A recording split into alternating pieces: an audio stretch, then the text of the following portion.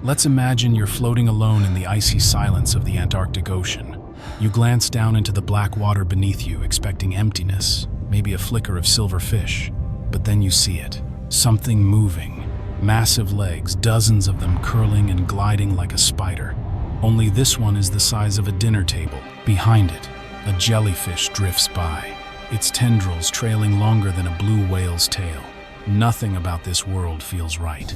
It's like evolution here hit a glitch, or a gas pedal. These aren't science fiction creatures. They're real. They've lived here for millions of years. And what's stranger, they're not rare. Down here, the rules are reversed. The cold, the dark, the scarcity. It should shrink life, starve it, break it. But instead, it does the opposite. It builds monsters. What if the most extreme environments don't kill life, but supercharge it? This is the bizarre reality of polar gigantism, a phenomenon that turns the small into giants and the giants into legends. And it all starts right beneath your feet. In most parts of the world, life bends to hardship by becoming smaller, faster, leaner, but not here. In Antarctica's frozen grip, life does the unthinkable. It grows. Gigantic, outlandish, unstoppable. This phenomenon is called polar gigantism, and it defies every instinct you have about survival. In a place where temperatures dip below freezing, where sunlight disappears for months, and where food is desperately scarce, you'd expect creatures to evolve like monks, efficient, minimal, invisible. But instead, evolution chooses excess. Crabs swell to the size of dogs, worms grow longer than a man, and squids, they become myth. It's not magic, it's not mutation. It's physics, chemistry, and time. Millions of years of it. So the real question isn't what lives here, but why these creatures became so massive in the first place. What secret does this frigid water hold that lets nature break its own rules? What hidden force turns the meek into monsters, and the deep into a breeding ground for giants? The most iconic monster of the Antarctic deep is one you've probably heard of but never fully understood: the colossal squid. It's not a sailor's myth or a blurry sonar blip. It's real, and it's terrifying. This creature isn't just big, it redefines what big means for an invertebrate. Eyes the size of dinner plates, hooks on its tentacles instead of suckers. A body built more like a submarine than a sea creature. But here's what most people don't realize. It didn't evolve this way in the vast pressure of the deep alone. No, its size was forged by cold. The colossal squid is a type of glass squid, a family known for their translucent, ghost-like appearance. But the colossal abandoned transparency for muscle. In the Antarctic cold, being see-through is useless. It traded invisibility for insulation, thick flesh, dense organs, and yet it didn't give up stealth. Its skin turns blood red under pressure, a perfect cloak in the bioluminescent twilight of the deep. In a world with almost no predators, the squid didn't evolve to escape. It evolved to ambush. But what truly unlocked the colossal squid's monstrous potential wasn't its hunting style or its habitat, it was the water itself. Cold water holds far more oxygen than warm seas ever could, and oxygen, to any living creature, is fuel. In most oceans, size comes with a price. The bigger you are, the more oxygen you need to survive. Warm water simply can't provide enough of it. But in Antarctica's sub-zero depths, that limit vanishes. The oxygen is so abundant that the biological brakes come off. Cells grow larger. Organs expand. Entire body systems stretch far beyond what would be sustainable anywhere else. Over millions of years, the glass squid, once delicate and see-through, inflated into something armor-plated and terrifying. Cold didn't slow it down, it unlocked it. And because large bodies retain heat and energy more efficiently, evolution began stacking the odds in favor of the massive. In a place where survival depends on endurance, size isn't just a byproduct, it's a blueprint. But the colossal squid story isn't just about polar gigantism, there's a deeper twist. Literally, these creatures don't just swim in cold water, they haunt the darkest trenches below the Antarctic ice. This makes them a rare biological anomaly, the product of both polar gigantism and deep-sea gigantism. Two evolutionary forces, usually separate, collided in one species. In the crushing depths where light vanishes and pressure builds, Many animals grow larger as a survival strategy: slower metabolism, less competition, longer lifespans. The colossal squid took this to the extreme. While giant squids live deep but globally, the colossal is strictly Antarctic and goes even deeper. Its body is not only massive, but also dense, heavier than the giant squid by hundreds of pounds. While the giant squid stretches long and lean, the colossal is a tank, slow-moving, brutally built, and functionally invisible in its world. It is the ultimate expression of what happens when nature doubles down on gigantism. It's not just big. It's the biggest invertebrate on the planet, because the deep and the cold made a deal. But the colossal squid isn't alone in its frozen transformation. Lurking on the Antarctic seafloor are creatures that look like nightmares drawn by a child with a fear of spiders. Meet the Antarctic sea spider, a creature that, despite its name, isn't an arachnid but a marine arthropod. In warmer oceans, its relatives are tiny, barely larger than a fingernail. But here, some stretch over 2 feet across. They look alien, impossibly still, walking on impossibly long legs that seem to reach in all directions. Why so big? Because in this freezing water, they breathe not through lungs, but through their limbs. That's right, their oxygen intake happens directly through their skin and legs. So, more leg length means more surface area, which means more oxygen. And in the Antarctic's oxygen-rich water, there's no upper limit. Evolution said, grow. And they did. These aren't clumsy giants either. They move with eerie grace, stalking across the ocean floor like silent sentinels. Bizarre, oversized relics of a world few ever see. These giants don't roar or charge. They creep. With their towering legs acting like stilts, Antarctic sea spiders glide above the seafloor, stepping over corals and starfish like phantoms in a frozen graveyard. And when they hunt, it's without violence, only patience. Their weapon? A long, flexible proboscis, like a straw from a horror film. They approach slowly, then pierce their prey, often soft-bodied animals like sponges or starfish, and drink them alive. No crunch, no chase, just slow, methodical extraction. And what makes this even more unsettling? Their prey isn't small either. In these waters, even starfish are supersized. This isn't a battle of the bug versus the tiny. It's giants feeding on giants. The sea spider, once a minor player in coral reefs, has become a silent predator of the Antarctic deep. No claws, no venom, just the quiet certainty of an apex creature shaped by cold, oxygen, and time. In a world without noise, this is how death moves: slow, patient, inevitable. If the sea spiders haunt the floor, the starfish here dominated like something out of deep space science fiction. Gone are the familiar 5-armed shapes we know from tide pools. In Antarctica, starfish grow with 20, 30, even 50 arms, unruly, twitching limbs that twist and branch like the tentacles of some alien life form. They're not just oversized, they're reimagined. These aren't passive filter feeders. They're hunters, carnivores, and in some cases, cannibals. With their endless limbs, they envelop prey, sometimes even other starfish, and begin digesting from the outside in.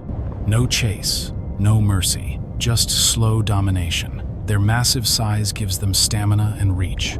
Their many arms give them leverage and grip. And here, where life unfolds in slow motion, the one with the most arms often wins. Evolution didn't just supersize them, it rewrote the rules. These starfish live for decades, far longer than their tropical cousins, spending years perfecting the art of being the apex predator of a seafloor where nothing is ever in a hurry, except hunger.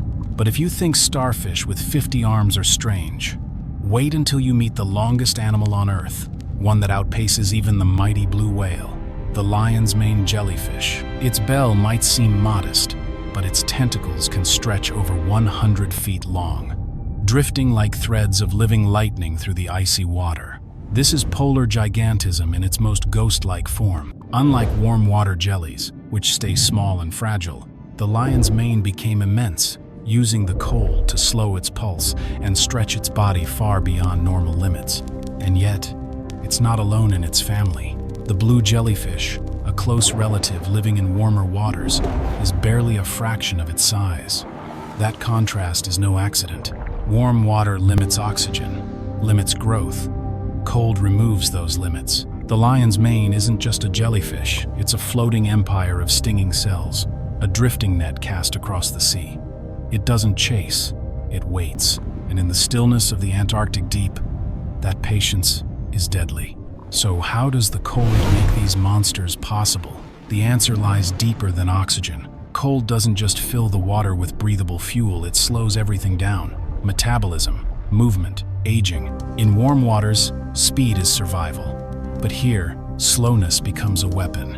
A larger body, usually a burden, becomes efficient. It burns fewer calories per pound. It retains heat longer. It stores energy like a battery sealed in ice. In this frozen world, giants thrive not in spite of the cold, but because of it. Energy isn't wasted on staying warm or moving fast. Instead, it's invested in endurance, size, and longevity. This is evolution in slow motion. A creature that might live 5 years in the tropics could last 5 decades here. Nothing changes quickly. Nothing dies quickly. And because of that, every organism has time to grow, adapt, and become something massive. Here, survival isn't about speed, it's about patience. And patience, over millions of years, creates monsters. But if cold creates giants, why don't we see polar bears the size of buses or penguins taller than men? The answer is rooted in how animals generate heat. Cold-blooded creatures like squids, jellyfish, and sea spiders absorb their environment's temperature and pull oxygen straight from the water. For them, cold equals opportunity. But warm-blooded animals, like bears and birds, fight the cold constantly. Their bodies burn energy just to stay alive, even when standing still. The bigger they get, the more calories they need every single day. And in the Antarctic, calories are scarce. There's a limit to how big they can afford to be. That's where Bergman's rule comes in. In colder regions, warm-blooded animals do tend to grow bigger, not for dominance, but for insulation. A larger body loses heat more slowly. That's why polar bears tower over their grizzly cousins, and emperor penguins dwarf their tropical relatives. But their size comes with a price. They walk a tightrope of energy, always one bad season away from starvation. So, unlike the true giants of the cold, they can never afford to lose that balance. But the cold doesn't just stretch monsters, it inflates even the microscopic. Take plankton, for example. In warm oceans, copepods, tiny, shrimp-like creatures are nearly invisible, less than a millimeter long. But in the Antarctic, they grow up to a full centimeter, nearly 10 times heavier than their tropical cousins.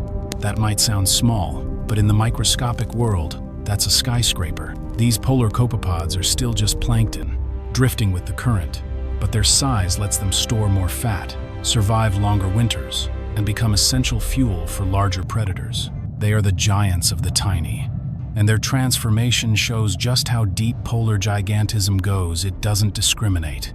From the monstrous squid to the drifting speck, the cold rewrites the rules for everything. Even the smallest organisms feel its pull, adapting, growing, and evolving to match the rhythm of the ice.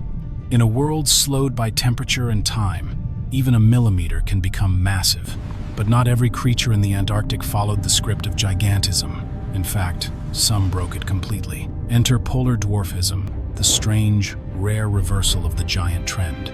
Certain Antarctic fish, like icefish and snailfish, evolved to become smaller than their temperate cousins. Why? Because in a land of extreme scarcity, sometimes survival means shrinking. Food here isn't just scarce, it's seasonal.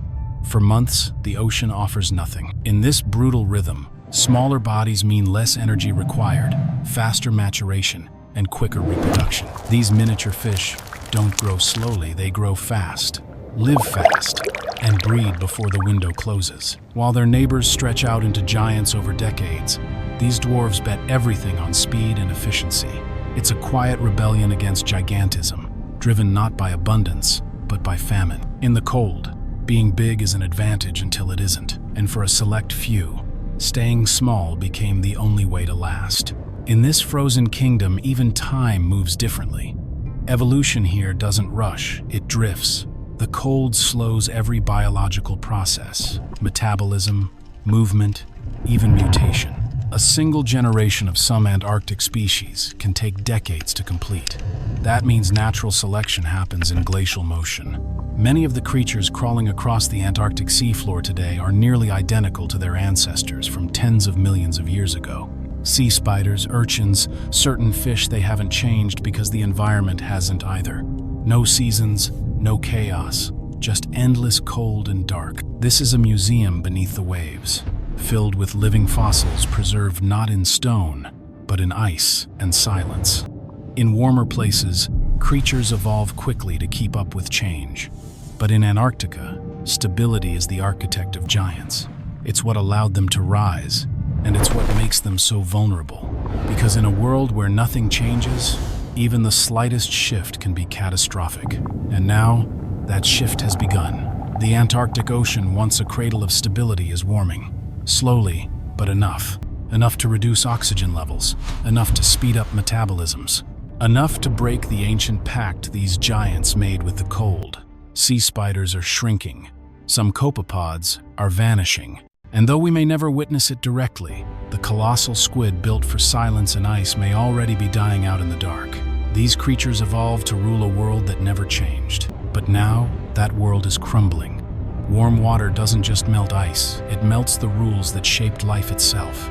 Gigantism, once an evolutionary advantage, becomes a deadly burden. The monsters of the deep, once too big to fear anything, may simply vanish, not with a roar, but with a whisper. It's strange to mourn a creature you've never seen, but these beings are echoes of an ancient Earth, relics of an untouched realm.